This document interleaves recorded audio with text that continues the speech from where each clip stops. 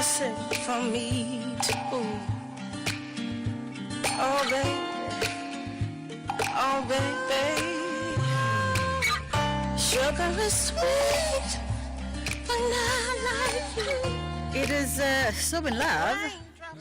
Jill Scott on this particular song, coming together with Anthony Hamilton. Always a good vibe when the two soul singers come together for a bit of a collaboration.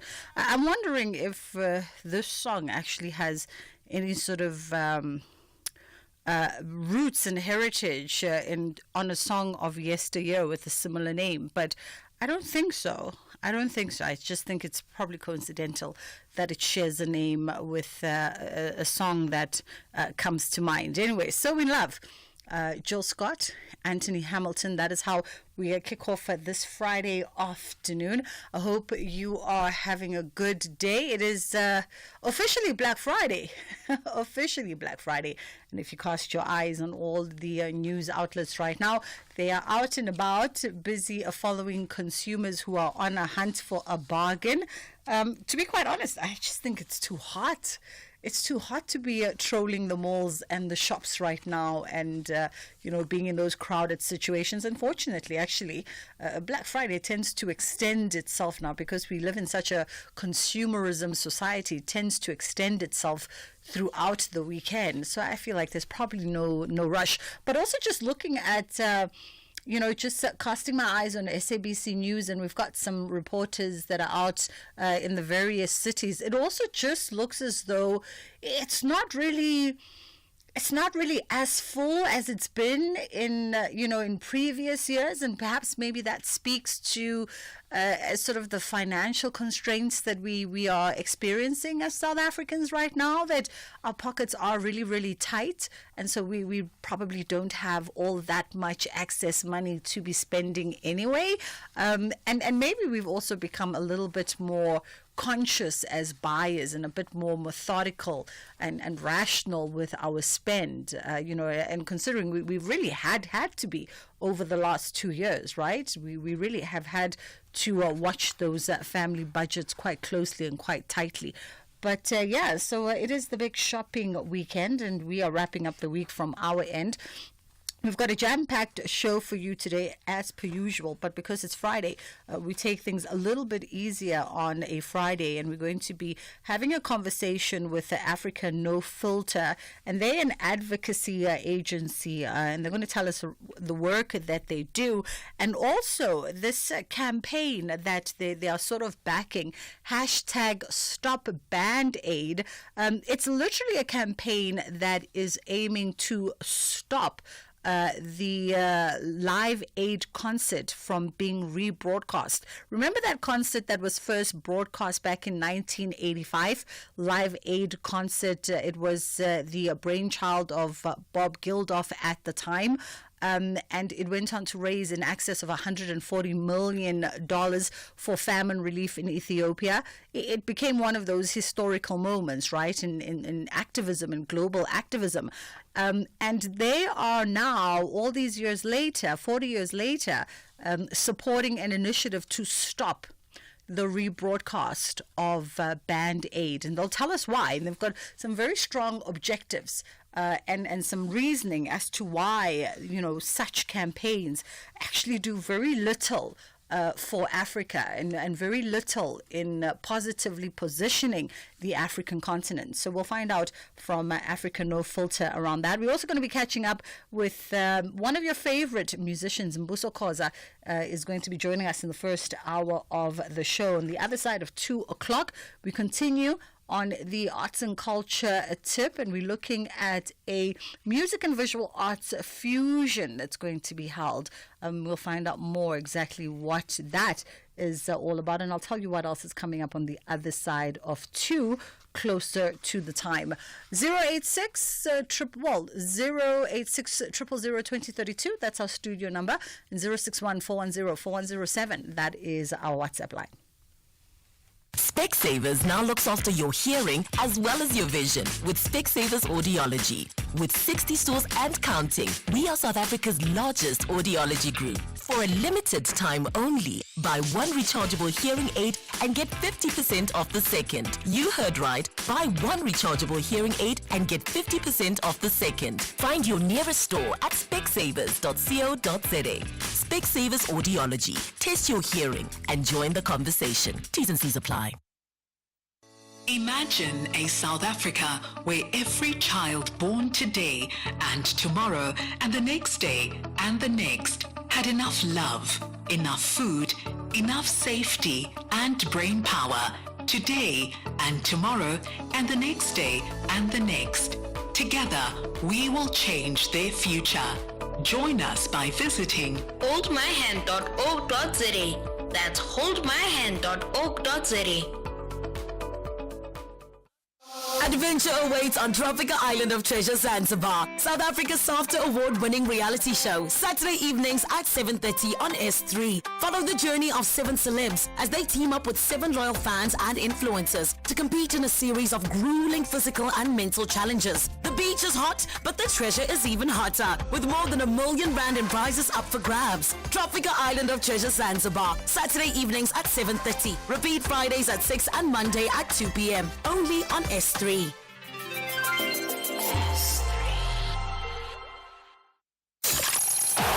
My name is Vusiwe intokazi yakwaNgcobo ufuze umapholo mashamahle made engasazoshumayela. When last did I go to a party and how was the experience? I don't party at all. But my parents did have a 40th wedding anniversary as well as my mom's 60th birthday, so that was the last party I went to. Nothing beats partying with older people. It's a lot of fun. Can I sing a short verse of appreciation? What am I gonna sing? Holy, you'll always be. What do I like so much about SABC Sport? It's not even a like, it's a love. I love the fact that we're able to bring real stories to the people of South Africa. Catch the queen of Mzansi Diski, Vusiwe Ngcobo, on match days, live on Laduma. Proudly brought to you by SABC Sport. For the love of the game. The Full Circle with Bridget Masinga, Monday to Friday, 1 to 3 p.m. All right, let's get the show on the road. And of course, like I said, for our first conversation, we're looking into the work of the organization Africa No Filter. And they are an advocacy organization, and they'll tell us more about their positioning and the work that they're trying to advance on the continent and beyond. And of course, they support towards stopping the rebroadcast of the Live Aid concert, which was first held in 1985. And remember that Live Aid concert at the time was put together as a way of galvanizing the world for relief efforts towards Ethiopia, which was experiencing a famine at the time. And it went on to raise over $140 million. It's one of those, if you grew up in the 80s, you are probably quite familiar with what I'm talking about. Even if at the time you were of schooling age like myself, you definitely have some vague memory of that campaign. And we are joined now by advocacy and campaigns lead at African No Filter. Abimbola Ogundario joins us on the line to tell us more about this and other work that they do. How are you doing this afternoon, Abimbola? Hi, I'm doing well, thank you. Thank you for having me. Thank you so much for the time. Let's. Can I ask you? I don't know if that is a reverb from us in the background. If I can ask you to just turn that down for us. 1 second. Thank you. Is it any better? Yes. Okay, awesome. Let's get into the context of Africa No Filter. Give us some context and history around the organization. Well, Africa No Filter is a narrative change organization. What we essentially do is advocate for storytelling that better represents the continent. When we say better representing, we're saying we do not want stories that continue to perpetuate stereotypes of poverty, corruption, violence, and things like that. So we support storytellers who show the continent in a different way, that show the progressiveness and other aspects that the world doesn't get to see. So yeah, that's what we are set up to do. And speaking around, sort of positioning Africa and shifting stereotypical narratives, what have you found have been the persisting stereotypes around the continent and its people as seen through, I guess, a Western and Eurocentric lens? You know, it's very interesting that you asked this, because I was speaking to a Belgian yesterday who happened to work on a similar campaign some 40 years ago. And I was curious to, ask, what stereotypes did you find, that people believed about the African continent 40 years ago? And she's like, you'd be shocked that many people couldn't even name five countries on the continent. And it's 2024, but sadly, there's still the belief that Africa is one country, that, it's backwards, there's no development, they are broken, they can't help themselves, they lack agency. The most persistent ones, frames that we see from our research, are around poverty, corruption, bad leadership, violence, and disease. And obviously, that leads to just the general perception that we are broken, we lack the agency to fix our own problems, and therefore we are dependent on saviors to come get us. Unfortunately, yeah, those are some of the things we still grapple with today. And perhaps let's explore, how these persistent stereotypes continue to possibly harm Africa, or perhaps continue to stagnate the development of her and her people. I mean, when you believe a thing about a person, that's exactly how you treat them. If you feel someone is helpless, you always rush to go help them, and you dismiss whatever way they are already trying to help themselves. And that's the crippling thing. So there are 4 big ways that we've noted that narratives impact us. First is just how money flows into the continent. When you look at the works of NGOs and humanitarian organizations, how aid comes into the continent and it's earmarked, right? Maybe 100 million is coming, and someone insists this is going to be for malaria nets and malaria nets only. Never mind if what needs to be taken care of is education, right? Yeah. The second way is just in terms of business and investment. FDI is suffering. We recently published a report that tried to quantify how much more African countries pay for loans, interest payments, and it came to $4.2 billion. What does that mean? It means an African country goes to, an IFC, for example, to get a loan, and they get charged 20% interest, whereas a very similar country with similar economic, standing from outside the continent goes and they get, 5%. So we are paying more, just because there is this nebulous feeling that we are more risky and less stable. The third is just how we are perceived, how the world thinks of the continent. People don't want to come. Tourism is being affected. You don't believe you can have a good time on the continent, and so therefore all you do is send maybe your $1 and you don't want to visit. And you can imagine how much we're losing in that way. And finally, the most important, in my own opinion, is just how it also shapes how Africans themselves see themselves. I don't know if you're aware that the map that we currently use, the most popular map of the world, tells you that Greenland is the same size as Africa, when Africa is actually 14 times larger. And so if you believe you're from a small part of the world, you can imagine how that also shapes the identity of people from the continent, the young people, the students who are learning, things that just continually deepen stereotypes. So there's a whole lot, of impact that, continually insisting on problematic narratives has on us. And those are the 4 buckets that we've tried to group it under, but there's a whole lot more. Absolutely. And I think, understanding the 4 and honing in on the last 2, perceptions of the continent, and of course, how Africa itself views itself, Africa's very own self-image. That speaks a lot as well as to how broader society sees us and ultimately engages with us, right? Absolutely. The biggest pain for me and for us at Africa No Filter is just simply the overlooking of the opportunities that exist within the continent. You know, the whole world is talking about how the youth population in Africa is its greatest asset. But if you convert that to like the kind of business investments that are coming into the continent, you're forced to ask yourself, do they really see?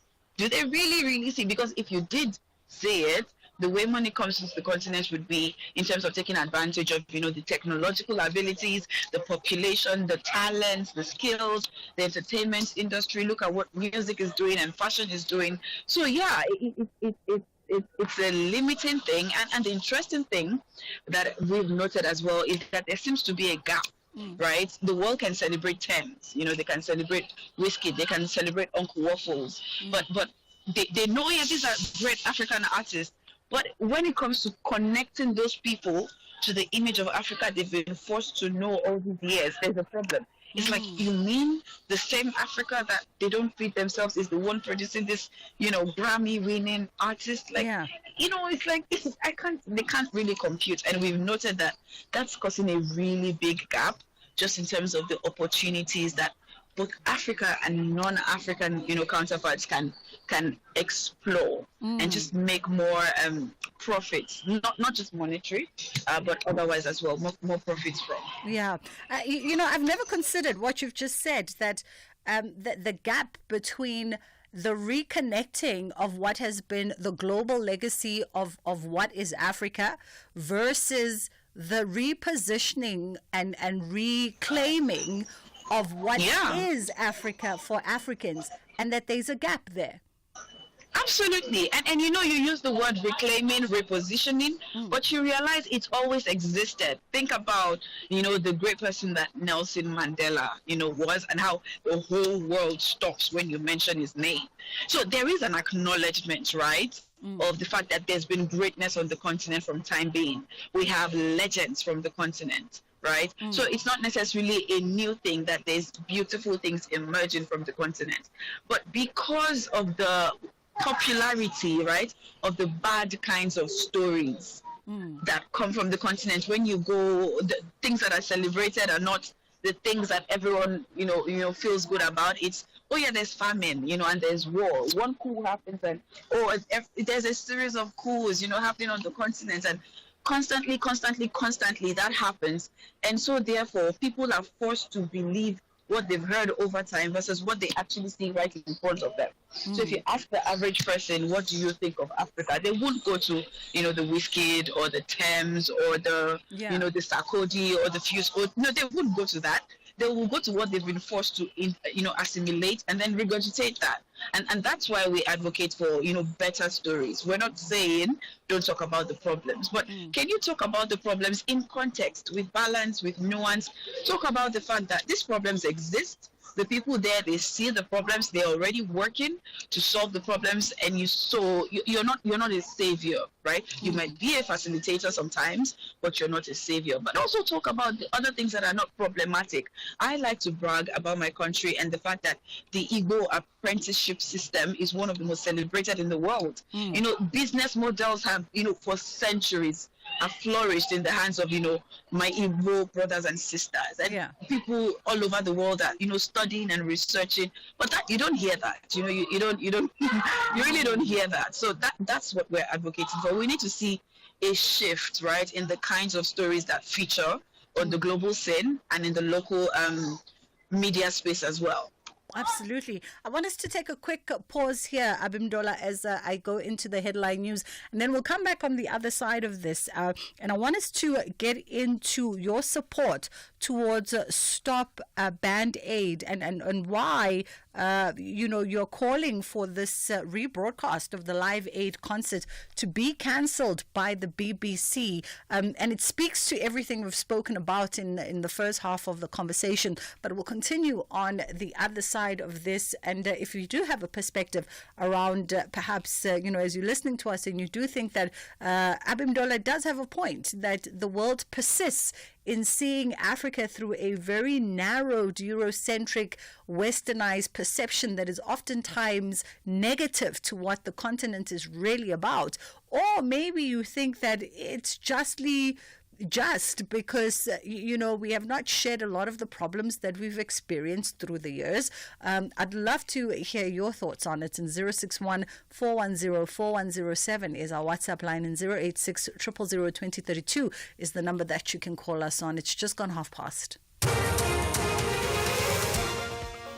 With headlines at 1:30, I am Dino Motaung. A very good afternoon.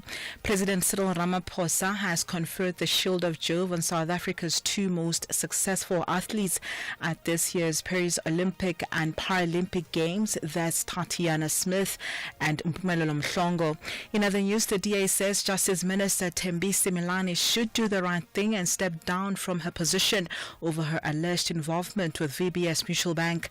And the Department of Health says over 8,000 young professionals have been placed for medical internships and community service for next year. A full update follows at the top of the hour.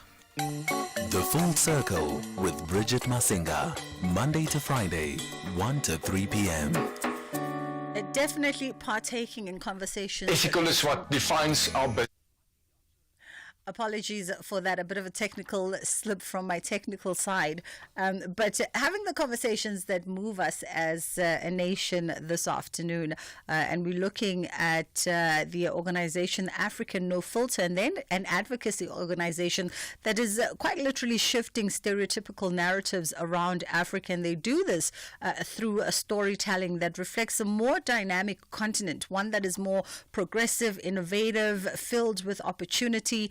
And they do it in partnership and collaboration with creators and artists, journalists, media, and a whole host of other agencies that share a similar ethos with them. And we've explored just how, through the ages, Africa's image has really been quite negative. It's been painted as one of a desperate continent, one of a famine-filled continent that cannot feed her people, that is riddled with war and instability. And Africa No Filter is saying, no, let's look at the continent holistically. Let's look at the continent realistically.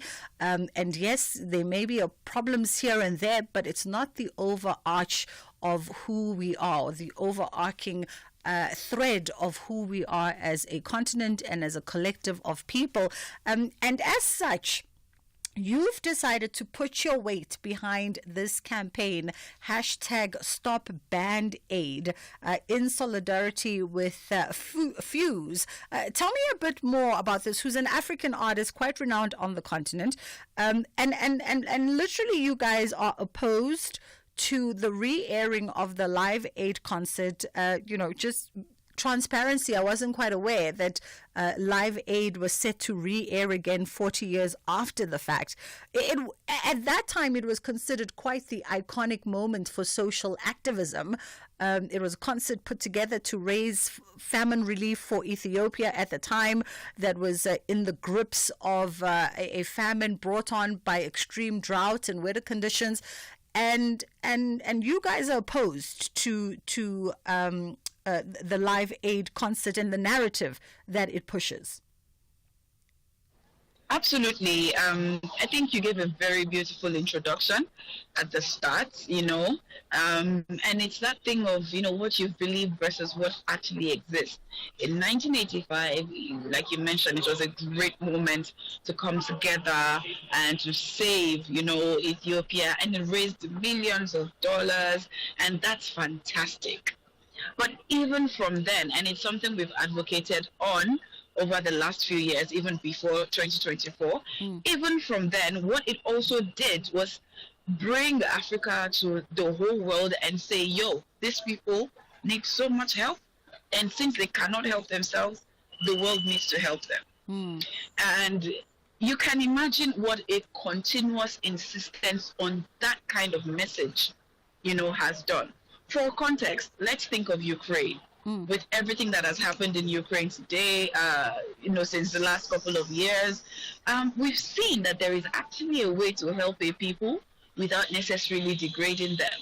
If you've seen that video by Fuse ODG, I don't know if anyone remembers that song, Azonto. So that's like a huge thing, he put out their antenna and he's in the entertainment industry, right? He talks about how the first thing you see when they're talking about Africa and trying to raise funds is a dead body or a child looking scrawny or whatever. There is little humanization about, the people they are talking about, because they feel the only way to get money is pity. Whereas we look at how Ukrainians are being spoken about, it's very much let's help our comrades, let's help our partners, let's help, equals. This could have happened to anyone, So there's still a humanizing that is happening, and that just begs the question: why is it possible for them and not for us? Anyway, I segue. So the point of this campaign, Stop the Band-Aid, was actually a very beautiful one for us, because as of last year, there was a musical, right, that was supposed to be released to celebrate the same Live Aid. And remember, this is something that keeps coming back after every couple of years, never mind the fact that Ethiopia is currently doing fantastically well. Yeah. And so the Ethiopia you want to, claim to save right now is probably looking at you and like, okay, we weren't aware we needed saving, but okay, you understand what I mean? Yeah. And so there was a musical last year, and we actually did some advocacy, to say, we're not sure if you know that there's impact to the way you are talking about, this continent, but we think you should. Not much came out of it, and then now we see Fuse coming out to say that actually 10 years ago, he was approached to jump on a remix, of the whole Band-Aid project, and he said, you're not talking about my continent the way I know that it is. And I would like you to fix that. And of course, it was ignored. So 10 years after, we see people like Ed Sheeran coming out to say, yes, I was part of it last 10 years, but in the last 10 years, I now realize that there's a problem with the way we insist on, talking about the continent. And I did not give my permission to be a part of this. And so you can imagine how outraged we feel to see that the BBC now wants to celebrate the very thing that we are saying. You need to check the language. You need to check the way you portray people. You need to know that there is impact to the narratives you're portraying, right? And so that's why the petition is going round. We are particularly, proud of the fact that a lot more Africans are awakening to the issue. The way people are talking about us is not the way we see ourselves, and we really need to close that gap. And so the change.org petition and the hashtag Stop Band-Aid, which I would like to encourage anyone listening right now to just go on and sign and drop their signature, is really a way of that agency, right, by Africans to say enough is enough, and this is not who we are, and this is a way for us to start changing those conversations. What do we want to see about ourselves? This is how we claim back that narrative. So, that's that's the gist behind, the Stop Band-Aid campaign. I mean, a very important conversation. And by the way, Abimdola, you didn't have to stop yourself from digressing and drawing those comparisons as to, how sort of African issues or perhaps Africanness is painted and portrayed, particularly in global media, versus, as you were using the example of Ukraine, for instance, and the messaging behind that, because it's also important to antagonize global and domestic media around exactly that, as mediums and channels that have reached to the masses. It is important to consistently hold the mirror and say, well, the languaging and the picture and the imagery that you are using is perpetuating a singular narrative. It's problematic. It's dehumanizing. It strips a people of its dignity. And why aren't you conscious that you continue to do it in as far as it concerns Black and brown people of the continent? Yeah, there's so many instances. You just mentioned the image. If you go on Google right now and just type children in Europe, look at the images that appear. Type children in America, look at the images. Type children in Africa. We did this actually, and it's on our social media page. We did this, and you'll be shocked to see that the most popular things, they're very different from what you know about your country and your continent. Let's talk about visas, for example, how long it takes, just me being an African to get to, countries across the world versus other people who probably have less interest, academic achievements and things like that. Let's talk about uranium and just in fact, Fuse mentioned the uranium coming from Africa is priced differently, from the one coming from outside the continent, and it's the same uranium. So there is a premium, right, that we constantly pay. Nobody can scientifically prove that we should be paying it, and so therefore it just really reinforces that the perception we allow, to continue about us affects so many different areas of our lives. I'm tired personally of being outside the continent and being asked, "Oh, do you guys have transportation in your country? And do you have buildings?" Like, please don't be ignorant, right? So I think it's up to us as Africans to educate, and we always say, when you see something, say something. We have to talk about. We can't only talk about the bad stories. We have to be proactive about talking about the good stories as well, because if we don't say it, they will not know it. Absolutely. Abimbola, thank you so much for the time this afternoon. Definitely an illuminating and very important conversation. So just before we let you go, remind us again for the live petition, the online petition for those who are now considering everything that you've just said regarding Live Aid and the rebroadcast of that concert by the BBC 40 years later. Where can they go in order to sign that petition? Once they go to change.org, / or is it / I know the popular / okay. Stop Band-Aid. So the hashtag is Stop Band-Aid. If you go on social media, at Africa No Filter is our handle on all platforms. That makes it even much easier to find it, but very easily change.org / Stop Band-Aid. Please sign the petition. Let's do something and say something, share it to people, let them know why this is important. And we genuinely hope that this doesn't stop here, right? Many more issues that need to be addressed. People then gain the confidence to talk about it, because, we may stop Live Aid and Band-Aid right now, but you can imagine there's a lot more that we still need to do. Absolutely. We appreciate the time with you this afternoon. That was Abimbola Ogundario, who is the advocacy and campaigns lead at Africa No Filter. And you can find them on all of your social media platforms. Africa No Filter is the handle, and that hashtag is hashtag Stop Band-Aid, hashtag Stop Band-Aid, and that is that campaign to halt the rebroadcast of the Live Aid concert that was first held in 1985 as a way of galvanizing relief for Ethiopia. And, as Abimbola says, Ethiopia is a completely different story, a completely different picture these days. And I think they themselves, as a people and a nation, that famine era is but a very distant, painful memory, having been there in most recent years. What a beautiful, beautiful country. It's so abundant in greenery, so abundant in life and people, in energy, and it's problematic if a BBC is still allegedly broadcasting that concert within that context. Without having perhaps repositioned and refreshed the different challenges that are faced by people in this day and age. So I'd love to hear your thoughts on this conversation. 061-410-4107 is our WhatsApp line. Let's take a quick pause and then we'll come right back. Ethical is what defines our business. I think our insurance does have integrity. They are not just there for the money, they're there to create a relationship. It's like a partner in business. It's the best thing we've ever done to switch over to our insurance. It's a no-brainer. Switch to Business Outsurance today and you could get a massive 20% discount on your business insurance premium. SMS quote to 43328. That's quote to 43328 to switch and save today. Licensed insurer and FSP. TCs and information online. Stages, pages, screens and more with Bridget Masinga. So, my sincere apologies. We'll not be catching up with Mbuso Khoza this afternoon.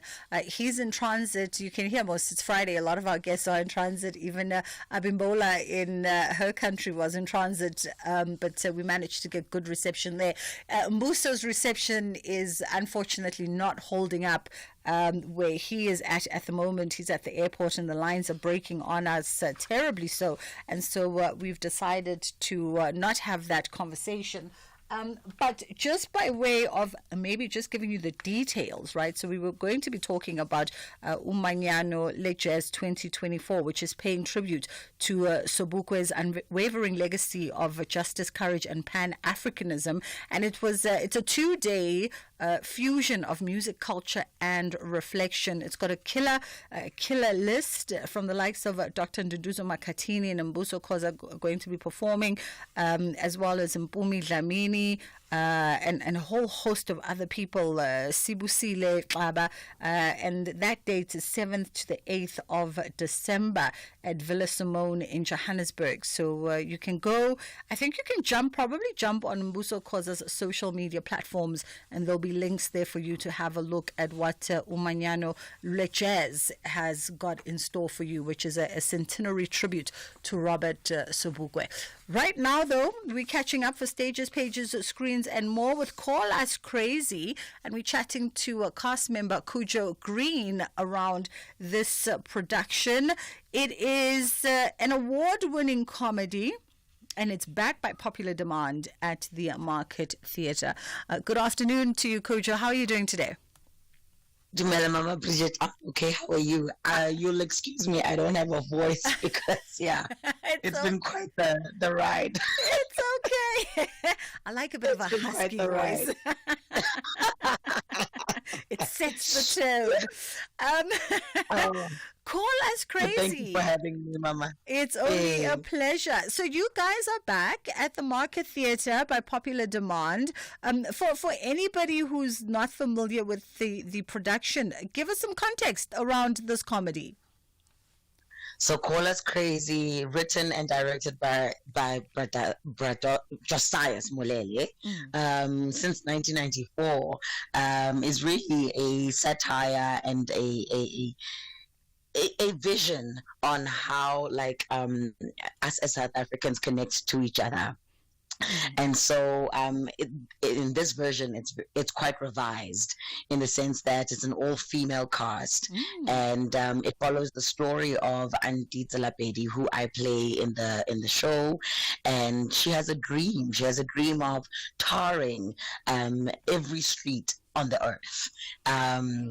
And I think it's just an analogy of how can we come together as South Africans? How can we communicate better as South Africans? But then we also highlight the idea of corruption that happens. And so it also lends itself to sort of the ideologies that Animal Farm has, where we talk about like how corruptible are we as human beings.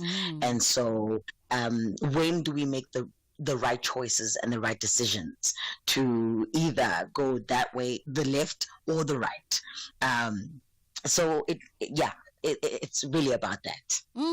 I mean, sounds complex, sounds intriguing, but also, as you say, and as I've read, it very much gives us glimpses and centers itself in quite the uniquely South African experience, particularly taking us into our own neighborhoods, reflecting our own lived experience of who we are in community.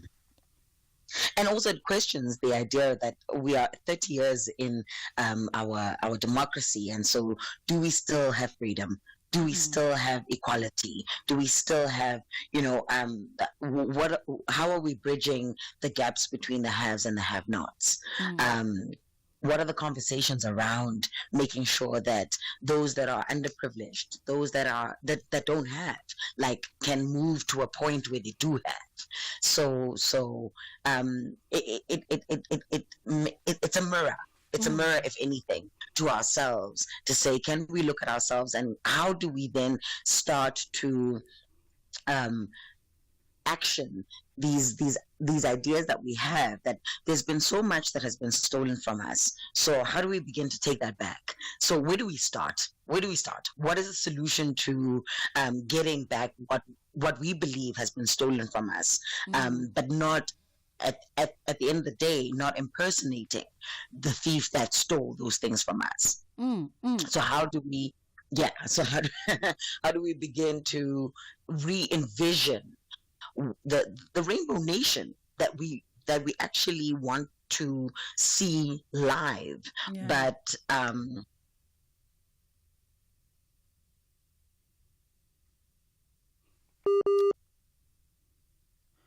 Oh, our line just reconnecting there with Kuju. Maybe that would be a point to just take the quick ad break as we reconnect.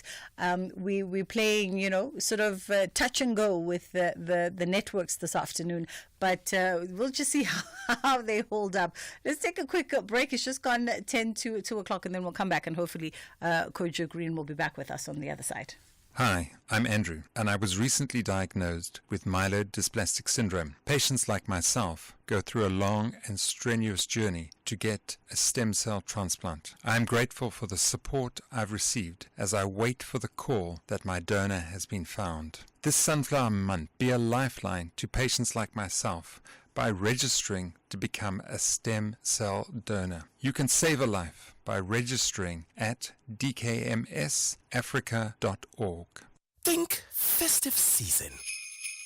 Can you hear it? See it? Now imagine it purple.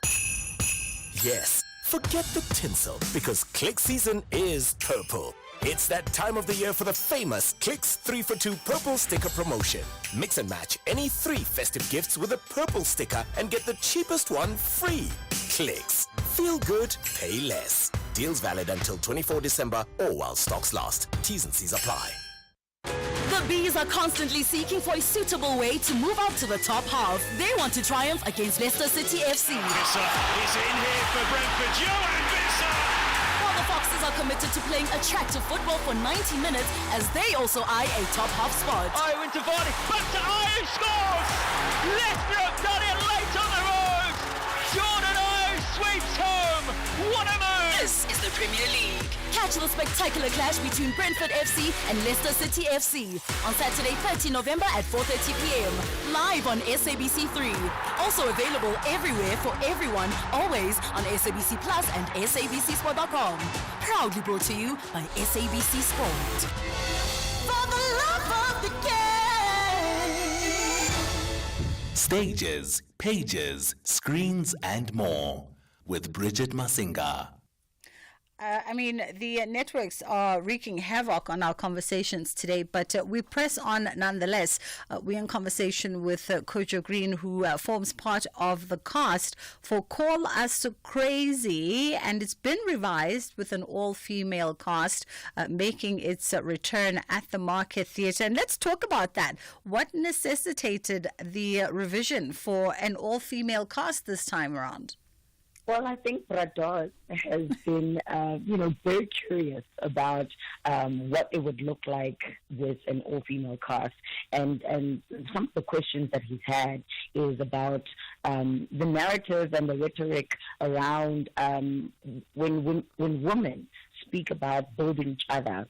But I think the narrative that has been sort of like posted in the media is that women somehow can never get together.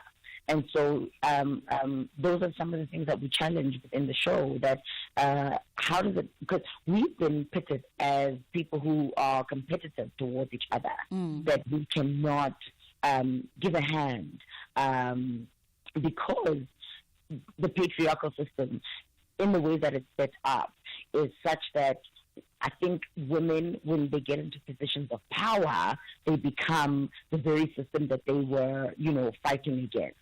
And so one of the biggest themes in this revision is that can women really genuinely come together and really uplift each other? And so I think that was the interrogation around how women function in very corporate settings, in places where we are trying to empower and uplift each other. So I think that was the through line. Because we are all female, it's been about really investigating that narrative that has been perpetuated in society around how vicious women can be towards one another. And so with this, it questions that as well. Like, because Angela Baby is so complex, she is so complicated. she is such a, but yeah, she's a complex character. But at the end of the day, I think when we travel with her, we understand the choices that she made, because she also questions, like, if you were in my shoes, what would you have done? And so, woman to woman, how do we then really consciously uplift each other in a genuine way, as opposed to, I can get something out of you? You know, because she has this dream and she meets up with this MEC, and she doesn't know if this MEC is genuine or corrupt or really, you know, backing her up in her dream. And I also, you know, I'm quite intrigued by, because of everything that you've said about Call Us Crazy. You know, it's complex, it's multi-layered, it's quite, you know, quite dimensional. It tackles a lot of pertinent and serious themes and issues, but obviously delivered in the context of a dramedy or comedy. And I'm quite interested in the set of women who form part of this cast are a set of women I would not necessarily associate with comedic theatre. Oh no. At the forefront of comedy is Mumu Matinyane. She is, I mean, she has a collective called the Thanks Ladies, and they are well known for parody and satire, where they speak about the like real hard issues, but they bring it out in a very light way. So Nuko, Mavoya, and myself, we have learned quite a lot, you know, from a satirical parody a legend, you know, that is Momo Matinyane, and it's been quite the learning and quite the education and the ride. But what she always says is that whilst we are trying to make things light, we mustn't forget about the importance of the story and the narrative and who we are following, you know, and they need to also have a journey, like Auntie Stella Baby. She needs to have a journey where there is some kind of, you know, redemption or some kind of revelation for her in terms of the choices that she's made. And I also think in the style that it's created by Smenka and Gay, it's absolutely a way to distance as well as to connect, you know. So there are moments in the way that the piece has been treated that we are able to connect as well as reflect, which is the most important thing about this piece. So it's really been and all kudos to Bradot, you know, for this investigation and this interrogation, and this version of Call Us Crazy, which then has, like, literally, I believe, has lifted and elevated the interrogation and the investigation around the themes, around, you know, our democracy. Absolutely. Yeah. Coach, we have to leave it there for this afternoon. Thank you so much for the time, and all the very best of luck with this one. It's being staged at the Market Theatre, and you can jump onto the Market's website in order for you to procure yourself tickets. Call Us Crazy is the name of the production. Before we head into the news, we've just got time for just sneaking in one voice note on our previous conversation, and then we'll come back on the other side of 2 o'clock, and we'll commence with the other voice notes as well as the rest of the show. Ish, my dear sister, this is Bike in Cape Town. You know, you've just touched on something very sensitive about the famine that once was in the country of Ethiopia, a man-made, you know, famine. it breaks my heart, when I sit back and close my eyes and think about how people of Ethiopia were, shown on television, on print media. And I remember us in South Africa, saying, you look like, you're from Ethiopia. Because we were so young, we used to like mockery, mockery, It breaks my heart, my dear sister, but we're glad. And I'm glad that we were once there recently in Ethiopia to see the beauty. Did you go to Shashamani? Did you go to Addis Ababa? I hope so. This is Bike.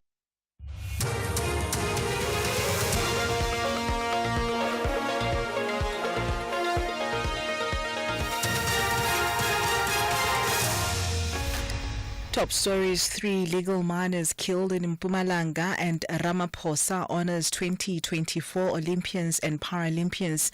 With the news, I am Dino Mutaung. Good afternoon. 3 alleged illegal miners have been killed in a shootout with police in Sabi, Mpumalanga. It is alleged that the Zamazamas attacked police and other law enforcement officials who were conducting routine patrols around one of the mining shafts in the area. A police officer was shot in the leg during the incident. Provincial Police spokesperson Donald Mdluli says rifles and ammunition were recovered at the scene. During the incident, 2 AK-47 rifles as well as approximately 500 rounds of ammunition for AK-47 rifle were recovered at the crime scene. A case has been opened in regard to this incident, whereby the Independent Police Investigative Directorate, the IP in short, are conducting their investigation with regard to circumstances surrounding this incident. President Cyril Ramaphosa has conferred the Shield of Jove on South Africa's 2 most successful athletes at this year's Paris Olympic and Paralympic Games. South Africa's most decorated Olympian swimmer, Tatiana Smith, and Paralympic track star Mpumelelo Mhlongo received the award. The Shield of Jove is the country's highest recognition in sport achievement. Ramaphosa hosted a number of athletes and administrators at the Union buildings to celebrate South Africa's success in Paris. He thanked the athletes for their unwavering commitment. You have represented our nation with such great distinction and commitment on the international stage. And we saw you, our hearts were filled with joy, absolute joy as you were walking on that Paris stage. You filled our hearts with joy and pride. Today we are not just celebrating your medals, we are celebrating the spirit of South Africa, the power of sports to unite us. In other news, the DA has reiterated its view that Justice Minister Thembisi Milane should do the right thing and step down from her position over her alleged involvement with VBS Mutual Bank. The DA says it has submitted a Promotion of Access to Information Act application for Similane's VBS loan report to President Cyril Ramaphosa. MP and DA spokesperson on Justice and Constitutional Development, Linus Breitenberg, says it's concerning that a Minister of Justice is accused of corruption. It's quite concerning that this thing broke 2 months ago and the President's been aware of it, doesn't take a decision. Documents that have been made available are questionable. The Minister sits on top of the pinnacle of the criminal justice system as the head of the Department of Justice. It's certainly our view that if she would do the right thing, she would step aside of her own volition. Well, the Minister, in my view, the honourable thing to do would have been to inform the President when he appointed her that she has this involvement, that it could become public. She should not have accepted the position and he should not have appointed her, but having done all of those things, the honourable thing to do would have been for her to step aside. The Department of Health says over 8,000 young health professionals have been placed for medical internships and community service for next year. The department placed young medical professions in all categories. Health spokesperson Foster Mahale says they'll continue to engage stakeholders to assist with the placements.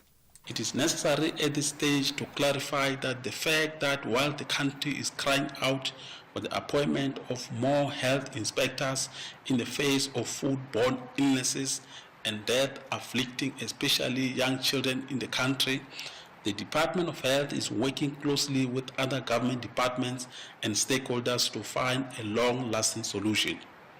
In the meantime, provincial departments of health have started the process to prepare appointment letters for all those that have been placed and accepted the placements. This also demonstrates a responsive and caring government. Lastly, Ukrainian President Volodymyr Zelensky says Ukraine will not submit to what he calls blackmail when it comes to finding peace after Russia launched its full-scale invasion in February 2022. There have been calls in some quarters for Ukraine to make a deal with Russia, which is occupying almost 20% of Ukrainian land, including Crimea. A Ukrainian member of parliament, Inna Suvsan, has told the BBC that Ukraine needs more international support. I still believe Ukraine can actually win in this war. It's only a question of will it get the support it needs. We do have, after all these years, after all the exhaustion, the most professional army in Europe. People are willing to fight. They have proved that many times. All they need is the weapons. Recapping the top story this hour, 3 alleged illegal miners have been killed in a shootout with police in Sabi in Mpumalanga. Headlines at 2:30 for SAFM News. I am Dinamo Taung.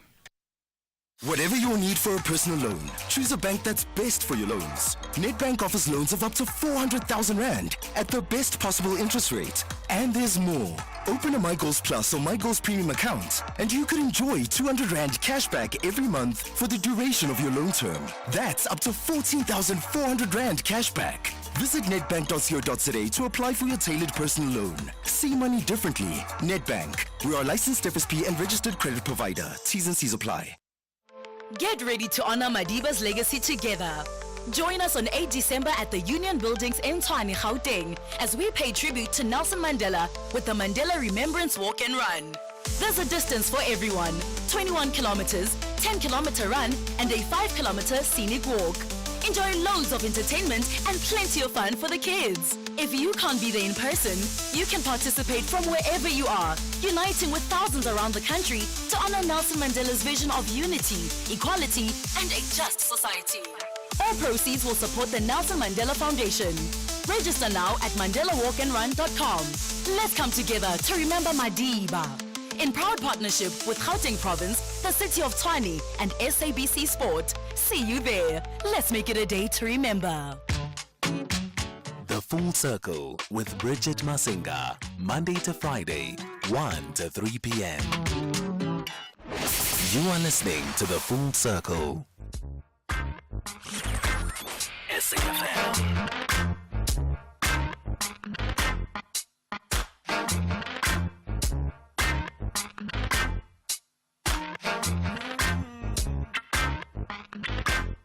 There's something natural in the way you touch me, yeah. It's a feeling that I can't describe, yeah. Something mystic in the soul connection, yeah. Something magic in your misty eyes, yeah. Don't you say that it's all the same, yeah. Don't you say that it's all the same, no.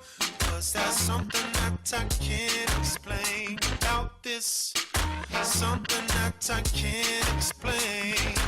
Yeah. I can't explain. Oh no. Hey. Hey. Yeah. Before the night is over, I wanna shake the question. I wanna leave it for now without another mention. We should be letting go instead of holding on. But in the eye in my mind, a mystery is born. No use in looking further, you know it isn't there. And you can stare all you want, the answers won't appear. Try to find it, but I lose myself. I lose myself in you. I said I lose myself in you. Yes, I lose myself in you.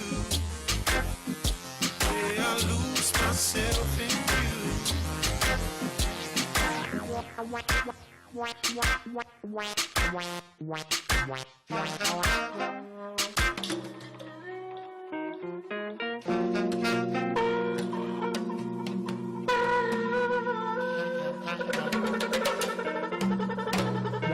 Breathe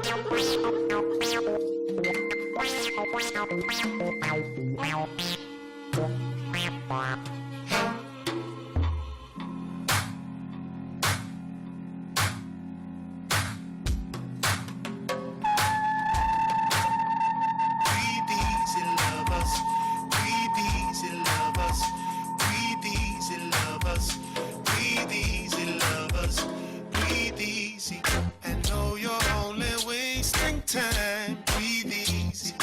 Questioning between the lines. Breathe easy. Feeling knows no name. It is what it is. And there's no explaining what it is, what it is. Yeah, yeah, yeah. There's something natural in the way you touch me. Yeah. It's a feeling that I can't describe. Yeah. Something mystic in the soul connection. Yeah. Something magic in your misty eyes. Yeah. Don't you say that it's all the same. Yeah. Don't you say that it's all the same. No, 'cause there's something that I can't explain about this. Something that I can't explain. Yeah, yeah.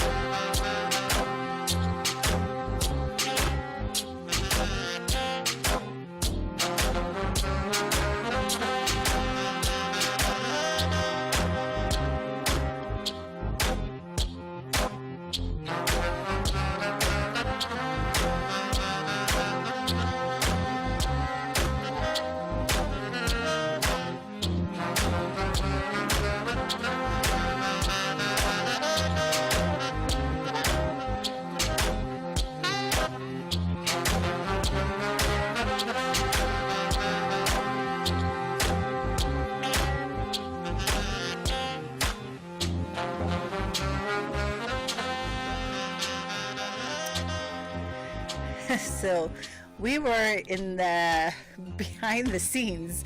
I come out during the news. I come out of studio and I just go catch up with my team as we load the following items of conversation. And as we're playing this Fat Freddy's flashback, Fat Freddy's Drop with Flashback is the name of the song. As we're sort of nearing the tail end, so we're an intergenerational team. And so there's often discoveries amongst ourselves even. A lot of us were trying to rush to get to the Jazzanova remix. We kept on waiting for the beat to break, because we grew up in a time of South African lounge music, of the era of the big lounge house DJs, Vinnie Da Vinci, Christos. Some of us worked at a time in radio at the height of my entry into radio at YFM in those years was when lounge and house music was really at its height. And so I really got inducted into radio under the wings of legends, Christos and Vinnie Da Vinci and DJ Fresh and DJ Monde. And Natty Nice, and in the hallways of YFM were oftentimes the godfathers of lounge music: Ocean Lade, Little Vinnie Da Vinci, Little Louis Vega. You'd get all kinds of international producers coming in at any given time, and people would always be going to the Miami Music Conference where they'd all get together and come up with these incredible sounds. So we were waiting for the Jazzanova version of Fat Freddy's Drop to come through, and we kept on singing to the beat of Jazzanova. And then a minute into the song, we thought to ourselves, well, let's just calm down. Let's calm down and enjoy Flashback, the original by Fat Freddy's Drop, and just enjoy its groovy, easy, loungy vibe for what it is. What an incredible song. And in fact, Fat Freddy's Drop actually found prominence back in 1993, and I think it was in the early 2000s when they really found global denomination because of everything that they were doing and because of all the collaborations that they were involved in, whether it was with Jazzanova, whether it was with Louis Vega, whether it was with Ocean Lade, and they really are regarded as one of the world's finest live 7-piece bands ever, having performed like 1,000+ shows now under their belts, and they've done so much. They've gone on to just, I don't know, surpass all expectation, really. But that music does that for you, right? Music absolutely does that for you because it takes you out of the space of your comfort. It takes you out of your home. It takes you out of a New Zealand and brings you into like this global platform where suddenly kids in the deepest corners of Soweto in South Africa hear just one beat of your song. And they go completely insane, and they have stories and memories that are attached to it, and you become this incredible legend in spaces and places that you never thought you would have been. And I think they are one of those lounge dance bands that definitely embody that. So we hope you enjoyed a little bit of Fat Freddy's Drop this afternoon to get you into that summer mood. And as I was coming into the studio, my tech producer says, it just takes you and puts you by the beach, doesn't it? Cocktail in hand. And I'm like, absolutely, that is the vision. It takes you and puts you by the beach, cocktail in hand, enjoying an easy Friday afternoon. It is summer after all. Let's see. All right, while we're still on that musical tip, we are going to be having a look at a music and visual arts fusion at 2:50 on Cedar. We've got joining us on the line Ukamogelo Masemula, who is a visual artist, and we want to be mesmerized by the sounds of renowned jazz maestros. Mandisi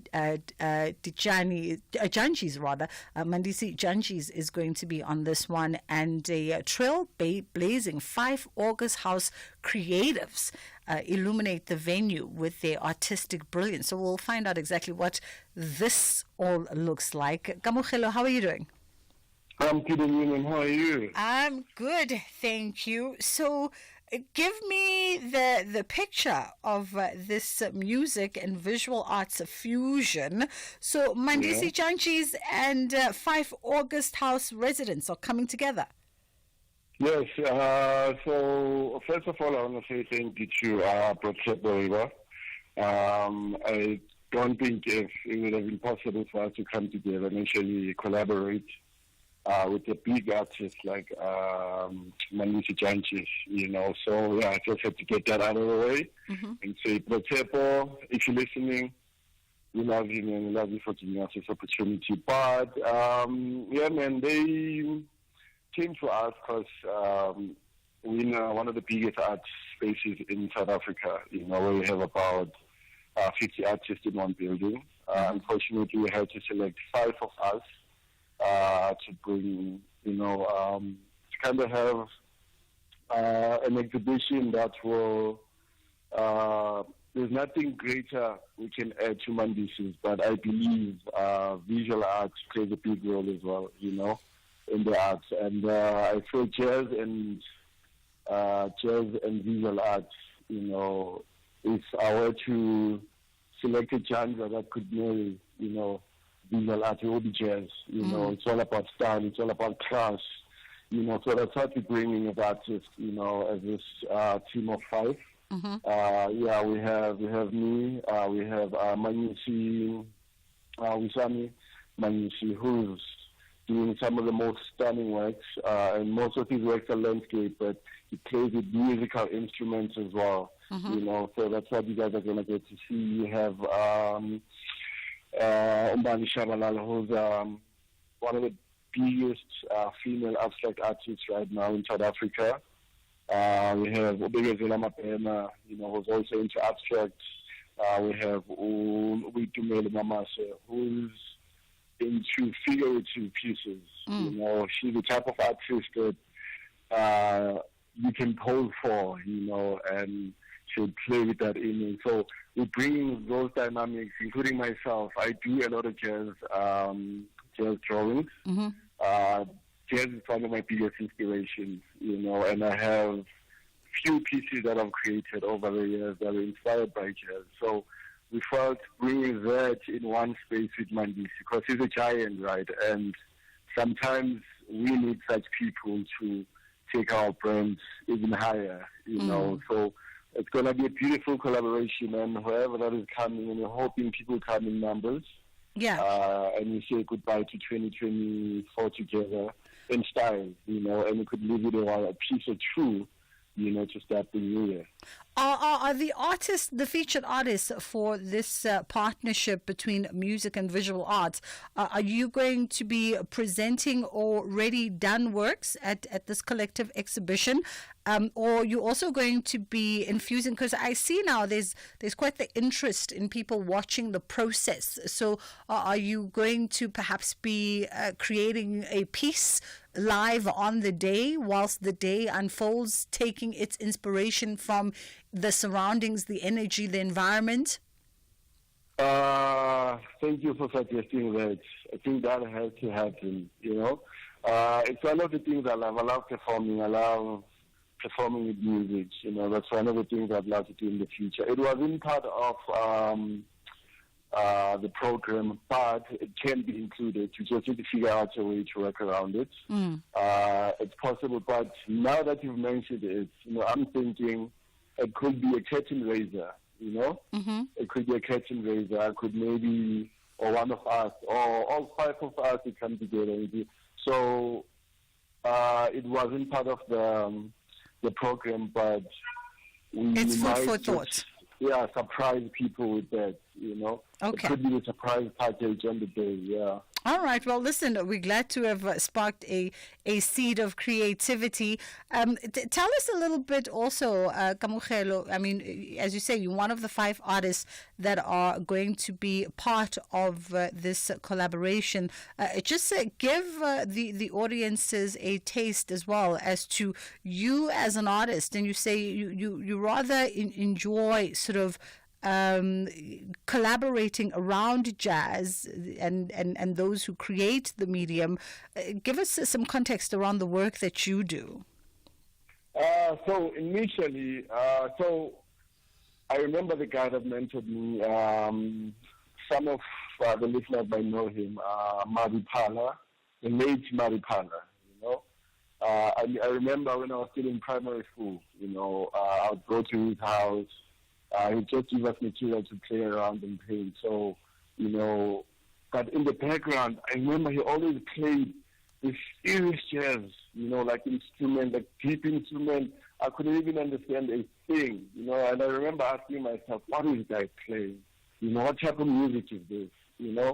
Only to find out later, in my early 20s, I kind of stumbled across jazz, like fusion, studies, that soft jazz, nothing too hectic. And it kind of grew, and once it grew, I kind of had an interest, not just in jazz, the music, but the people that listen to the music, the people that are inspired by the music. I remember going to the township and I started visiting those Sunday jazz vinyls. You see all these old timers coming together, and each and everyone would come with their own vinyl to play, And I was so captivated by that. And even the dancers, how they moved, how they tell stories through, that jazz music. And I started capturing that, and I wanted to figure out a way to kind of package it nicely and send it to people, give it to people, and it was one of the hardest things to convince people that this is one of the most beautiful things and it's a dying craft, And I remember ever since, I've always been, building this series, painting it, and it grew to a point where I even got, introduced like recently to one of the greatest jazz photographers, Lucas Pure, Msambi, and it was so interesting that some of the pictures that I drew previously were shot by him, you know, and being in the same space with him and me talking, collaborating with him, you know, it was one of the most beautiful things. So for me, jazz is everything. You know, I dream jazz, I want to play jazz, I express myself through jazz, you know, and that's the experience I want to give to people, you know, on the 15th of December. That's the type of pieces you're going to see and get to understand where it comes from and where it can go, the potential, you know. All right. So 15th of December, 250 on Cedar. Give us some clarity for those who, I'm presuming obviously that's in Johannesburg. So some clarity of where the venue is or where they can get tickets if they want to come through and obviously see Mandisi Janchis alongside the 5 August House creatives. Yeah, they can get ticket at Web Tickets, Compu Tickets, Cricket, you know, and they're running out, yeah? Okay. The tickets are running out. Wonderful. You know, this guy is a legend and always sells out. Yeah. And yeah, it's around Joburg, man. So let's end the year with a bang. You know, and sure thing. Kamukhelo, let's wrap it up there. So 250 on Cedar on the 15th of December, and you can get your tickets at all the reputable ticket outlets. Let's jump to WhatsApp, 0614104107. If you want to express your opinion on our previous conversation, you're more than welcome to do so. And we were obviously looking at the campaign hashtag Stop Band Aid and perhaps the ways that Africa continues to be portrayed in a very negative light and a very singular lens through the Eurocentric lens. Ever tried to paint a wall with only a brush? Or hung a picture on just a nail and a prayer? Hey. The contestants on My Design Rules will be the first to tell you good design starts with the right tools. Tune in to My Design Rules every Sunday at 7 p.m. on SABC3 and stand a chance to win a weekend away in the winning apartment. From beginner projects to expert builds, Buco has the tools and materials you need to get the job done. Ready to kickstart your next DIY project? Begin with Buco. Buco. It's heating up on My Design Rules, South Africa's hottest interior design reality show, this Sunday evening at 7 on S3. Watch as our design duos get cooking on their kitchen spaces. It's the heart of the home, but with the stress of deadline hanging over their heads, it's causing nothing but high blood pressure. Channel your interior designer with My Design Rules, Sunday evenings at 7 only on S3.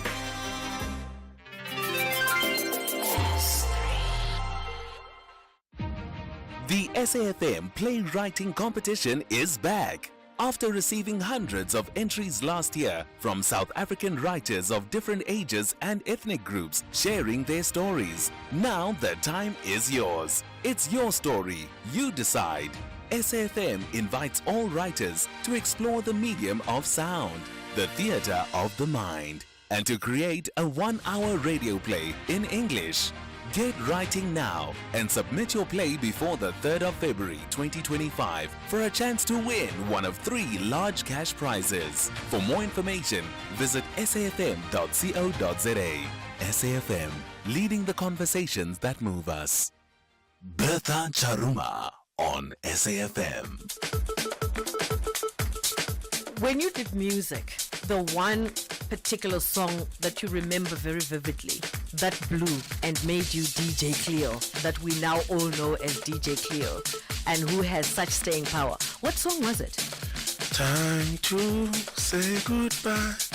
Da-da-dee, da-da-da-da.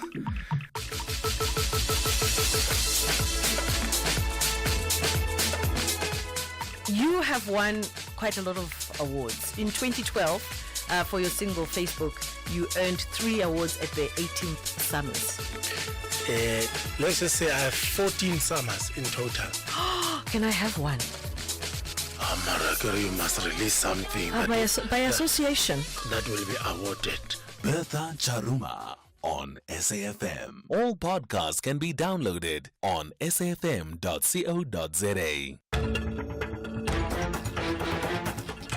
For 30 years, we've stood together, advancing collective action to end violence against women and children.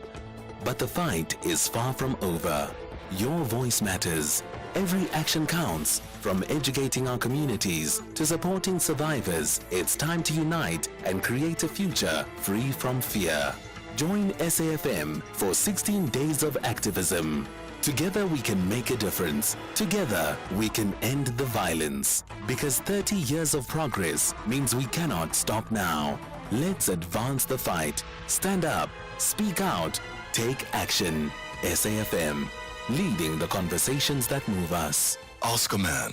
Ask a man who's late for work after his car got hit by a truck, desperately waiting for help, if he's glad he saved 14 Rand on his insurance premium. Ask a man if buying the cheapest insurance was really worth it. And now ask yourself, when suddenly happens, who's there for you? Auto in general. Car insurance with Auto SOS. Emergency accident detection and response. Visit autogen.co.za for a quote. Auto SOS is available to comprehensive car customers. A&G is a licensed non-life insurer and FSP. T's and C's online.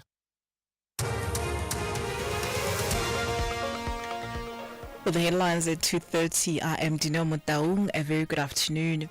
3 alleged illegal miners have been killed in a shootout with police in Sabi, Mpumalanga. In other news, economists have warned South Africans to avoid impulse buying on Black Friday today, saying making a list and setting a budget will help with controlling spending. And the Department of Health says over 8,000 young health professionals have been placed for medical internships and community service for next year. A full update follows at the top of the hour.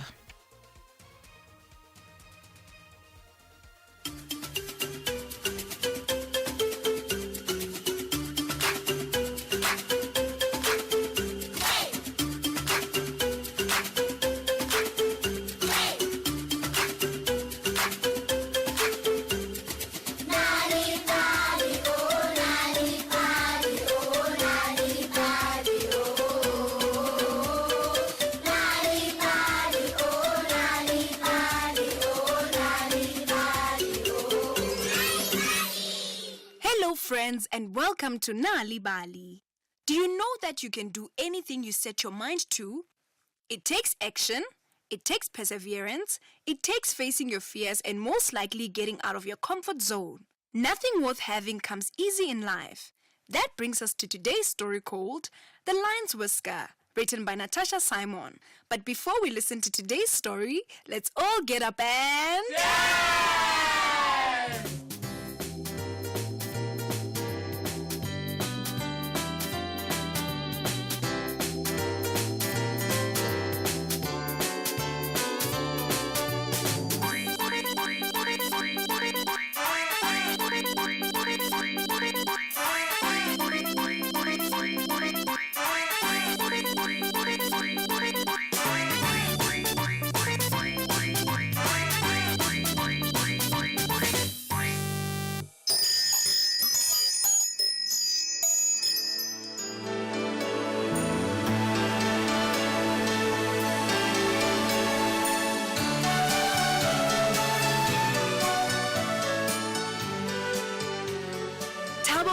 On a farm with his mother, father, brothers and sisters.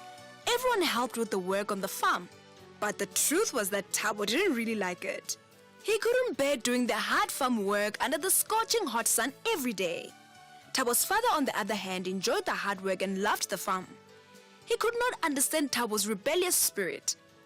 One day, after a heated argument between father and son, Thabo took what little he owned and left the farm to follow his dreams in the city.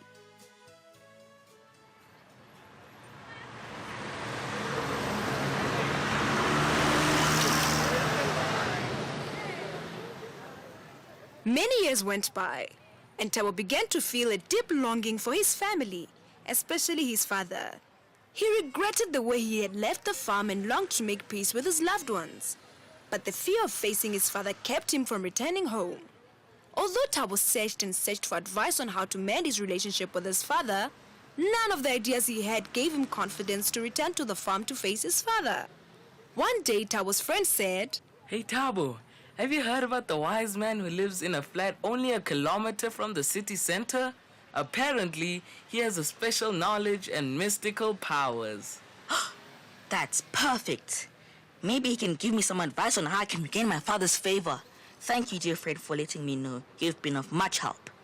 Said Thabo. The next day, Thabo visited the wise man. He poured his heart out, sharing his regrets and his earnest desire to make peace with his father. The wise man listened carefully to Thabo's story and he said, To fix what seems unfixable, you must set off on an extraordinary quest. It will not be easy, but there is a way to succeed. Your task is to bring me a whisker plucked from a lion's chin by your very own hand. You must do this while the lion is alive. There is no other way. Thabo's heart sank at the thought of what had to be done. Man, no, this is very bad. Is this man insane or something? I have to pluck a whisker from a living lion's chin? What? That's impossible. Thabo cried to his friend. He assured him he can do it. Although the thought of the task filled Thabo with dread, his longing to make amends with his father burned brighter than his fear. So early one morning, Thabo set off on his quest.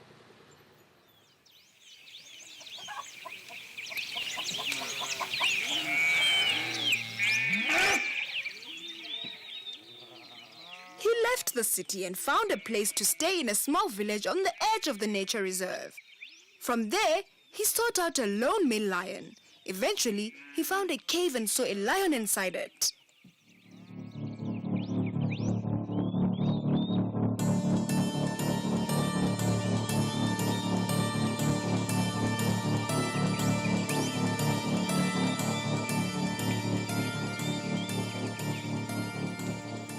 Next, he had to gain the lion's trust. Each day, while keeping a safe distance, Thabo whispered soothing words into the wind. He watched and learned the lion's habits, what it liked and disliked, and the moments when it seemed least tense. When Thabo came up with a plan, every day he carried a careful wrapped piece of fresh meat with him. When he saw the lion, Thabo laid the meat on the rock, making sure that the lion saw that the gift was from him. In the beginning, the lion responded with fierce growls that echoed through the wilderness.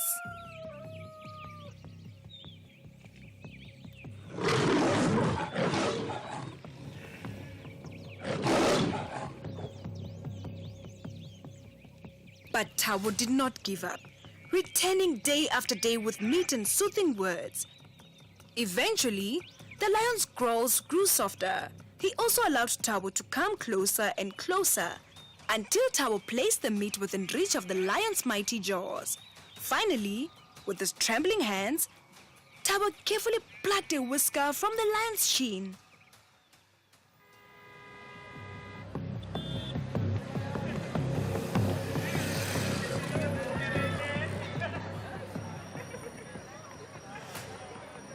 With the lion's whisker firmly in his grasp, Thabo returned to the wise man. Bending low to the ground with tears of gratitude, Thabo handed over the precious whisker. He sat back, waiting for the wise man to begin a ritual with the whisker. Instead, the wise man turned and tossed the whisker into the crackling fire without a word. Thabo was so shocked and confused. Oi!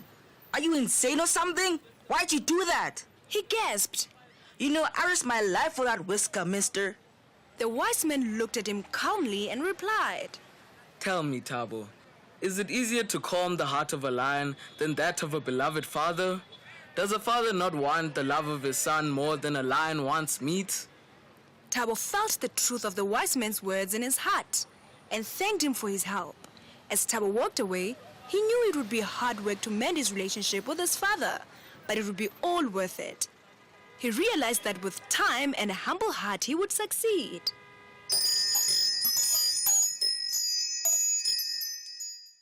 And so we come to the end of another Nalibali story time.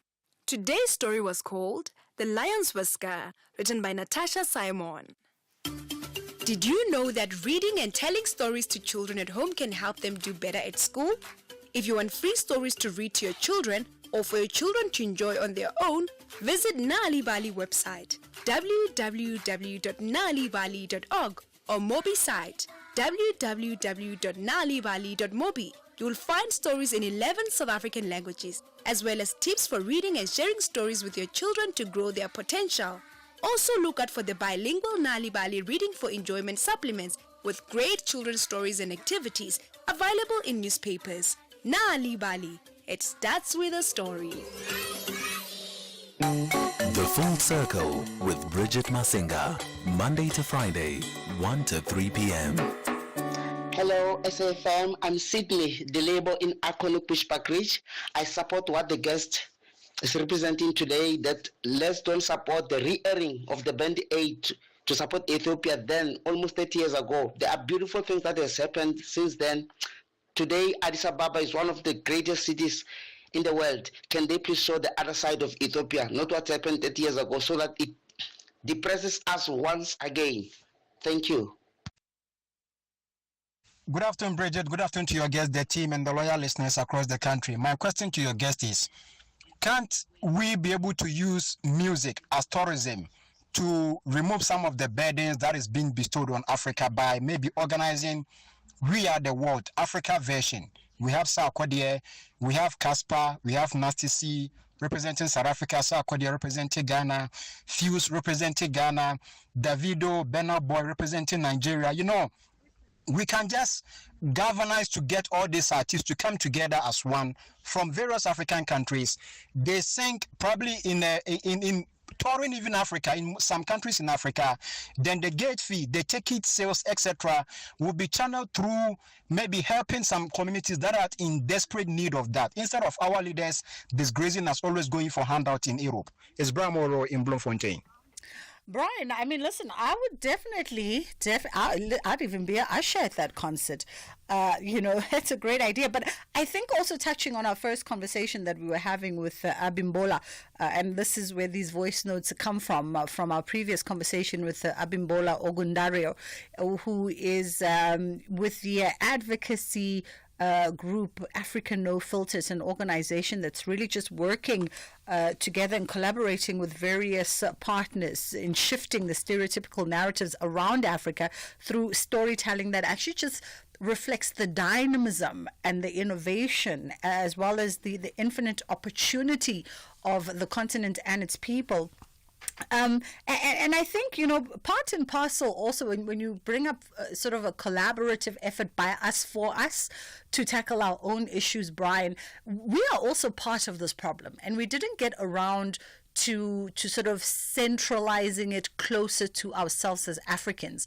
And when Abimbola spoke about, you know, one of the key factors that really drive the work that they do, one of the 4 factors was also the perception of how Africans shape their own self-image.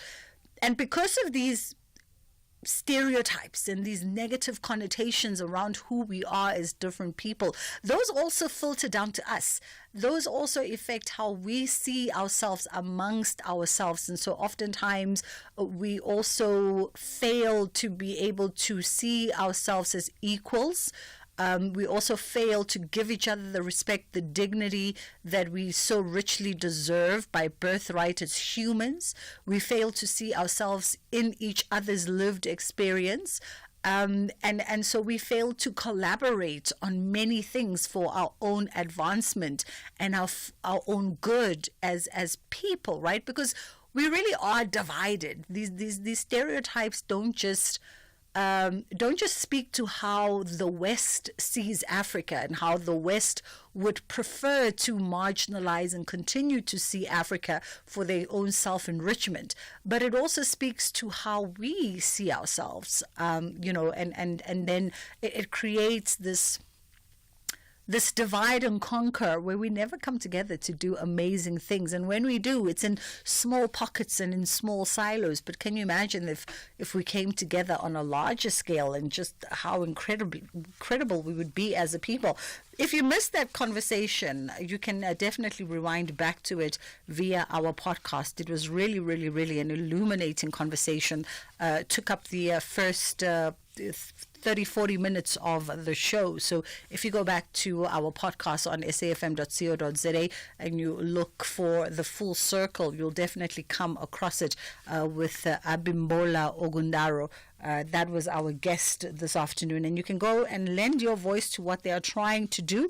That hashtag Stop Band Aid is live for you to sign that live online petition on their web pages and on their social media pages. You can look for them. Africa No Filter is their handle. That's where you can go in order to lend your voice to really what is an important conversation to be had. Right now, though, we're catching up with Albert Zita. And Albert is going to be talking to us around the Township Economy Awards, the inaugural Township Economy Awards 2024. And they're recognizing outstanding businesses and individuals making a positive impact in community. How are you doing this afternoon, Albert? Hello, I am doing great. Thank you. Thank you so much for the time this afternoon. Talk to us about this inaugural Township Economy Awards.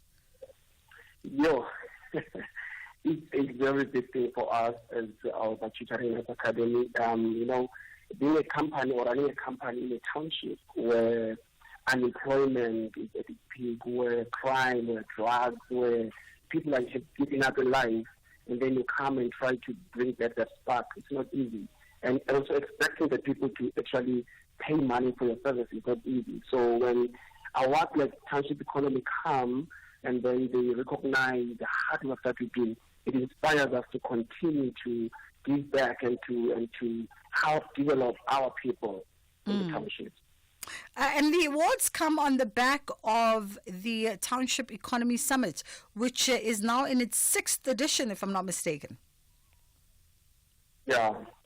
Well, unfortunately, we're not able to be part of the summit because the academy now is facing assessment season, where exams and then training of other things. So we couldn't attend the summit, but I was able to follow them online and to track them through social media. And I've seen a lot of beautiful discussion that happens there, and a lot of many inspiring businesses that we're displaying and showcasing their progress.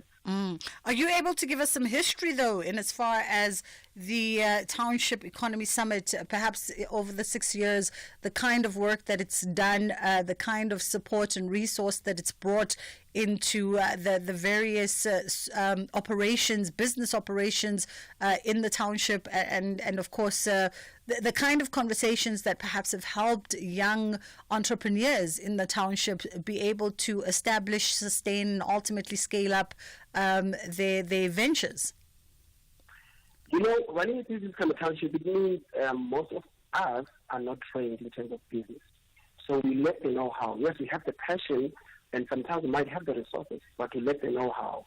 So when summits like these happen, that's when we get equipped with a lot of information skills and also knowledge. And that's when we get to interact with people who have already made it in the business and people who are also township-based, So we become our mentors. We begin to sharpen ourselves and begin to select role models that begin to model us and how we are going to run our businesses. And they become a beacon of hope to say there is hope in the township. Business can actually happen in the township, So it inspires us to keep growing the township economy instead of just us picking up and leaving to the suburban areas where we think business thrives there. But so it's a good initiative that brings a lot of resources to us.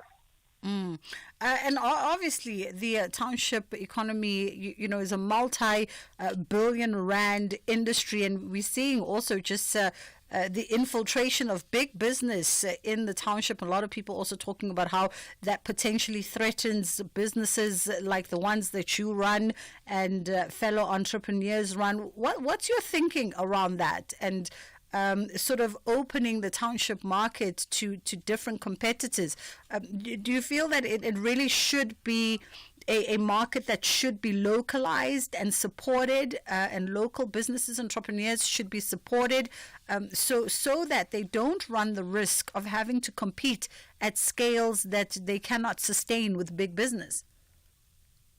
The truth is, the market that you're talking about is mainly the people that live in the township, right? That's where the market is. People who are consuming all these products and services from different areas come from the township. So it is time that even the government comes to the picture to begin to support these township businesses that are so we can be able to, if I could use this word, harvest the richness that we have within the township, so that even the economy is kept within the township. Of course, to be honest, the people who are making money from the township people aren't really coming back to invest back into the township people. But if township businesses are given the platform to run businesses and to actually harvest the economy, it is easy for the people in the township to benefit back from the township business through employment, through skills, and through us giving back to the people, because we live with them, we understand their struggles, and hence it is easy for us to begin to give back to them. So yes, we should be given a cushion, a support, a skill, and access that's going to help us to grow our own economy, because township is the major economy of the country, because the consumers come from the township. Talk to us about winning the Creative Arts and Culture Award category for Sir Albert Tutoring and Arts Academy. Give us the history of these organizations. The Albert Tutoring Arts Academy was founded in 2008. We have 60 years now. In June 2019, 16 years in existence. Then we're just a small company running from a classroom at a school, then moving to a church somewhere, and then moving to the garage at some point. And when COVID struck, we could not use building, so we had to go back to the garage and function from there. And then we began now finding the space where we're operating now. So we are rendering services that merges art and academics. During the week we render tutoring and home supervision programs, looking at how education in the township, sort of has declined in terms of quality. There's a high demand for afternoon, what they call after-care services, and also we render creative arts training, for both the children and those who are after-school youth. They come for training, and then we expose them to professional opportunities, even train facilitators, and bring skills in end-user computing. We're also competing in national competitions. Like for now, recently this November, we just qualified to go to Croatia next year. We're going to be part of Team South Africa in the World Dance Final. So that's what we're trying to do. We exposing a township child to local and global stages that would have not been possible had it been for companies like Alba. And by way of, the company's clearly been running for a long time. So there's been some successes and some growth there, no doubt. Talk to me about how you've managed to make and sustain a successful business within the context of the township economy, particularly a business that's looking at tutoring services. Resilience. The number one thing that you need to run a business in township is resilience. Without that, you give up. Two, support from family, support from community, which community supports what they trust. So the brand positioning is very important, because clients begin to trust a service from a company that is tried and tested. So when you begin to trust that, then you begin to make clients and then you begin to make profits.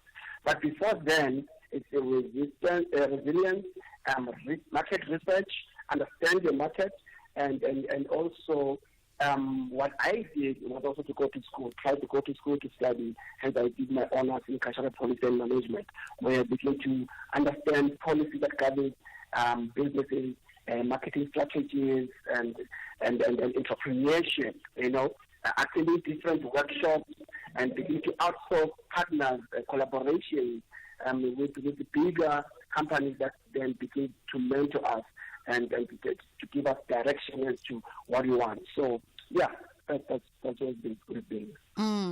As we wrap it up, Albert, for, we're heading into the new year, and moms and dads are always looking for resources for their kids, and extra lessons, after school daycare that also is coupled with an educational program, I think is a resource that comes in most handy in most families.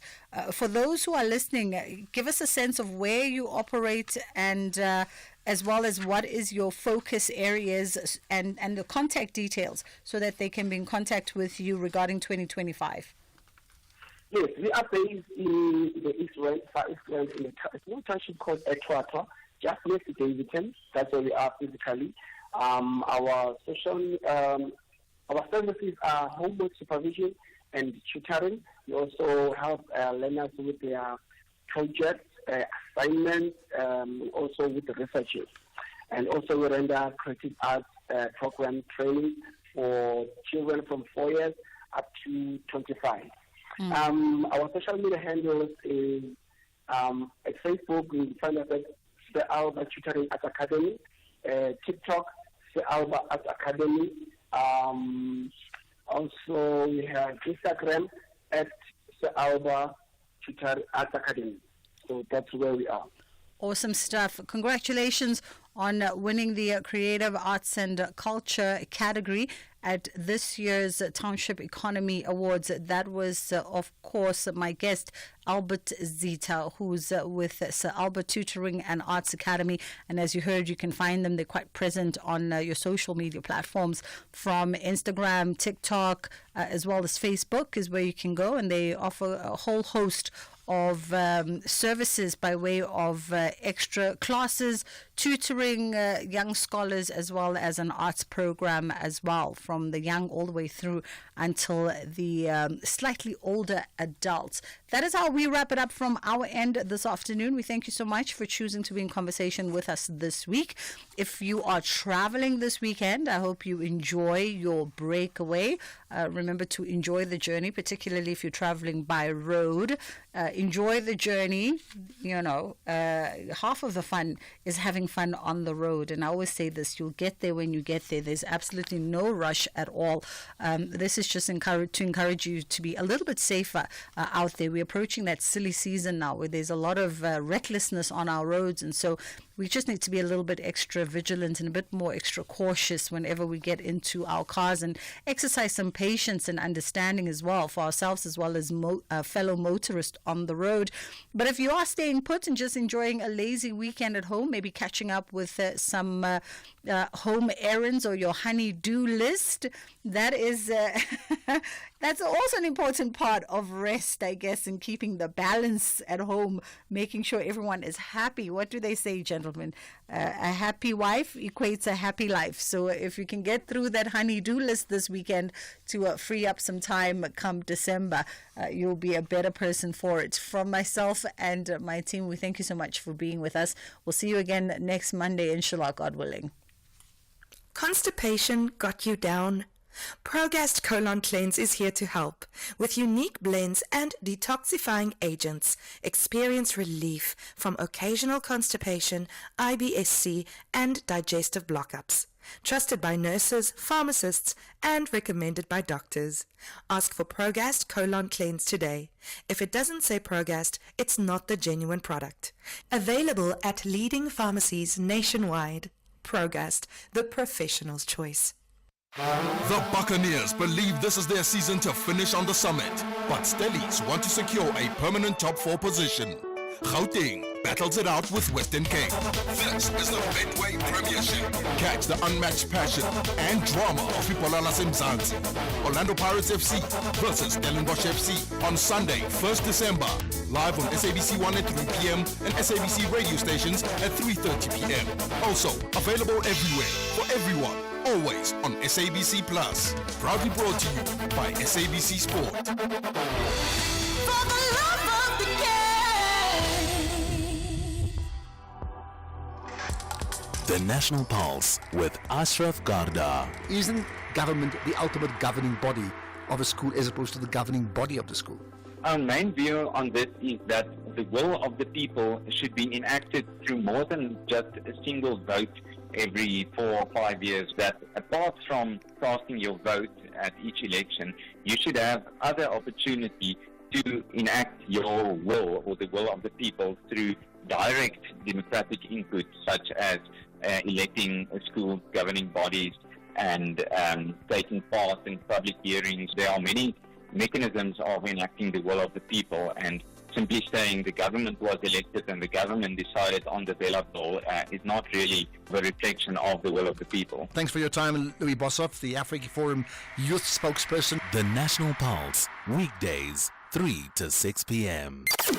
Top Sport with Michael Abramson. Idiski Times football journalist Letabo Khanyago Shabalala last week on the show, and he said to us that that even though Thunderbirds ladies are relegated effectively, they're still a tough nut to crack. Didn't seem like much of a tough nut with Sundowns rattling up their score. Is it a record score for the league, or is it close to a record speed for the women's league, like since its inception? The other records were also held by Sundowns as well. There was an 11-0 win against Golden Ladies, who got relegated 2 seasons ago, and another 11-0 win against Coast City Wizards, who got relegated last season. And then now the pattern, there is a 13-0 to an already relegated Thunderbirds Ladies, so it is a whole entire record. Top Sport on SAFM.